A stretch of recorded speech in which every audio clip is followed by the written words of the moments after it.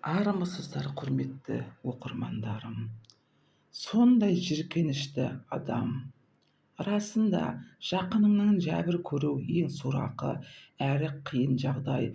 Оны ешкімге ашылып та айта алмайсың. Сенген адамың соққыға алғандардың содан кейінгі тағдыры тіпті ауыр. Менің басымнан өткені ата-ананың салғырттығынан деп санаймын. Себебі көз ашқалы әкеміз ішімдік ішіп, анамызды көз алдымызда ұрып соғып жатады. Туыс туғанның қамқорлық жылы көрмедік. Осының кесірінен баланың бойынша үрей, қорқыныш орнап, өзін-өзі бағалай алмай, ненің жақсы, ненің жаман екенін ажыратар шамасы болмай, көз ортасында ынжық жасқаншақ жауыздарға дайын жемтік болып өседі деп ойлаймын. Ең сорақысы, қорлық көрсеткен бөтен адам емес, өзінің манипулятор жездесі екен. Мен үйдің тұңғышымын. 16 жасымда Астанаға оқуға келдім. Бұл қалада әкемнің қарындасы тұратын, солардың үйінде тұратын болдым. Әпкем мен жездемнің бір қызы бар еді, ол кезде 6 жаста. Әпкем таңнан кешке дейін жұмыста, жездеміз сондай пасық, жиіркенішті, арақ құмар, қатын құмар адам. Ол кезде құрылыста жұмыс істейтін. Алғаш келгенімде өтірік мейірімді балажан болып көрініп, менің келгеніме қуанған сыңай танытып, қызына ойнатып, сабағын оқытып жүргенімді мақтап, жанашыр кейін танытатын. Ол кезде апа жездемнің жастары 40-тан асқан. Әпкенің мінезі қаталдау, тез ашуланғыш болатын.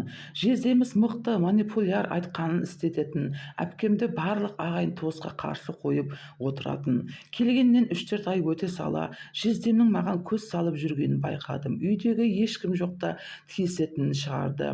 Бір күні мәс болып келіп, мені қуалап зорламақ болған. Ол кезде далаға қашып үлгергенмін. Әпкем жұмыстан келгенше үйге кірмей есік алдында жағалап қашып жүре бергенім ғой.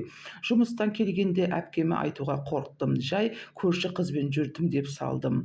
Айтсам да бәрібір өз дегенін жасататын жездем өзімді кінәлі етіп шығарып, мені ауылға қайтарып жіберіп де қорықтым.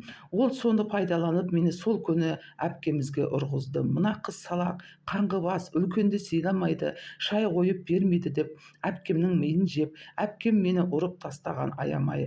Арада 2-3 ай өткенде үйде ешкім жоқта пеш жағатын тоққа да аузымды жауып тұрып зорлады.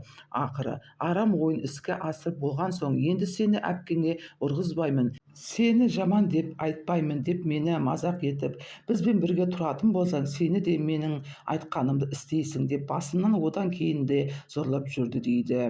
Сондай жиіркенішті адам. Менің де сол кездегі қорқақтығым, ұяңдығым кінәлі. Әке-шешем естісе, туысқандар естісе не болады деген қорқынышмен, ешкім қолдап қорғай алмайды деген үрей аузымды аштыруға мұрша бермеді. Осының салдарынан онсыз да өзіме сенімсіздік, аздай мүлдем депрессияға кіріп кеттім. Сабақтан шыққасын үйге ерте келмеуді сылтаулатып, қосымша сабақтарым бар деп кештің батқанын күтіп далада жүретін болдым. Жаман ортаға қосылып, шылым шегіп, сыра ішіп бастадым. Жалғыздық, қорқыныш, жиіркеніш, ешкімнен қолдау жоқ, сырлас жоқ, өз-өзіңді мүлдем жоғалту, болашағыңа деген үміт жоқ кезең. Bir күні сабақтан келсем, сасып ішіп алған жездем ас үйде былшылдатып кепкен балық жеп отыр екен. Әдеттегідей тиісе бастады. Мен жиіркеніп, стол жағалап қарқақтап жүрмін. Bir кезде үстіме өзі жеп болған балықтың қабығы мен қылтықтарын шашып жіберіп, қайтадан зорлауға басты. Сасып теріс қарап, дым болмағандай құрылдап ұйықтап жатыр дейді. Міне, құрметті оқырмандар, пікірлеріңізді жазып, тіркелмеген болсаңыз тіркеліп, лайк басып қолдап кетіңіздер.